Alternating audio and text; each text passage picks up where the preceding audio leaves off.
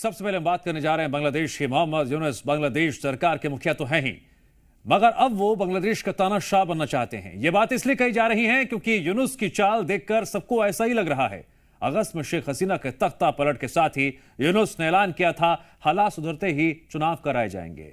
लेकिन यूनुस चाहते ही नहीं कि बांग्लादेश में चुनाव हो ताकि वो मुशर्रफ और जिया उल हक की तरह तानाशाह बने रहें।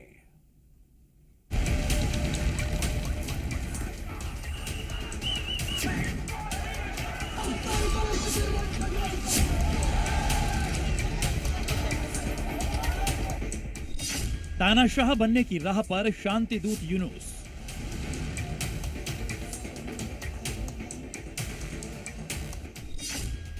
बांग्लादेश के मुशर्रफ बनेंगे मोहम्मद यूनुस। कठपुतली को कट्टरपंथी दिलाएंगे बांग्लादेश की गद्दी।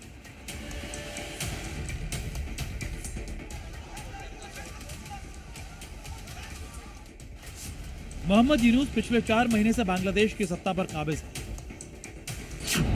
यूनुस को अच्छे से पता है कि अगर अभी चुनाव हुए तो उन्हें बांग्लादेश के मुखिया की गद्दी दोबारा नहीं मिलने वाली है।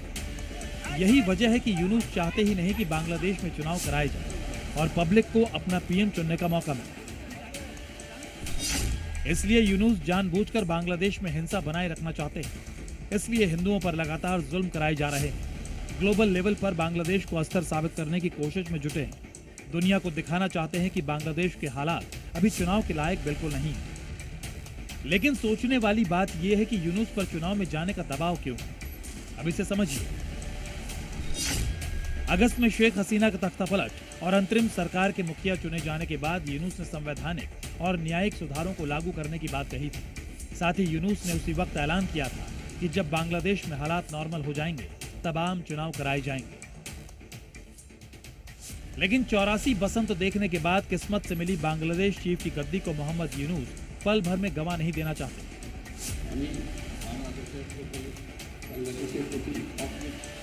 इसलिए यूनुस ने कट्टरपंथियों को खुली छूट दे दी है।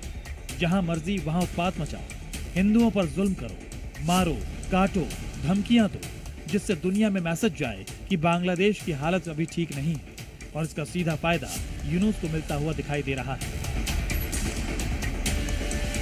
जो कुछ भी यूनुस कर रहे हैं वो सेना के इशारों पे कर रहे हैं।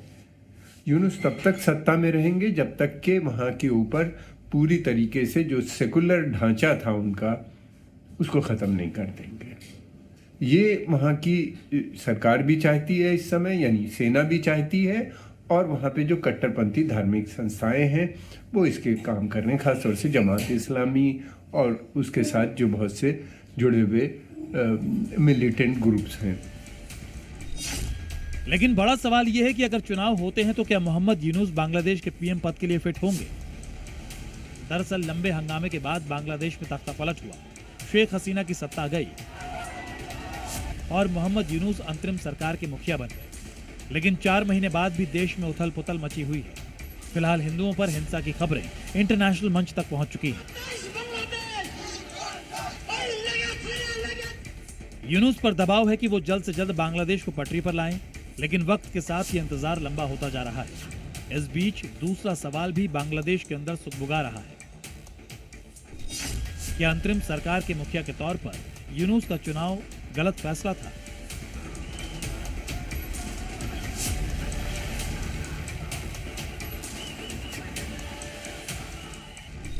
और क्या पाकिस्तान के पूर्व प्रेसिडेंट जनरल परवेज मुशर्रफ और जिया उल हक की तरह तानाशाह बने रहना चाहते हैं मोहम्मद यूनुस? ये सवाल इन दिनों पूरे वैश्विक मंच पर क्यों गूंज रहे हैं, इसे भी समझिए। 1999 में नवाज शरीफ को तख्ता पलट करने के बाद मुशर्रफ खुद पाकिस्तान के राष्ट्रपति बन बैठे और 9 सालों तक पाकिस्तान की बागडोर अपने हाथ में रखी। जबकि मुशर्रफ चाहते तो नवाज शरीफ को गद्दी से हटाने के 6 महीने के अंदर चुनाव कराकर सत्ता राजनीतिक दलों को सौंप सकते थे। लेकिन मुशर्रफ कुर्सी के मुंह में बंधे रहे। कुछ ऐसा ही हाल जिया उल हक ने भी किया।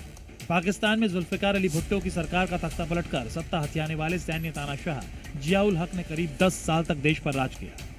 और अब तो बांग्लादेश में भी पाकिस्तानी आर्मी की पूरी तरह से एंट्री हो चुकी है। बांग्लादेशी आर्मी को आईएसआई ट्रेनिंग दे रही है और इन सब के बीच मोहम्मद यूनुस को कट्टरपंथ का फुल सपोर्ट हासिल है।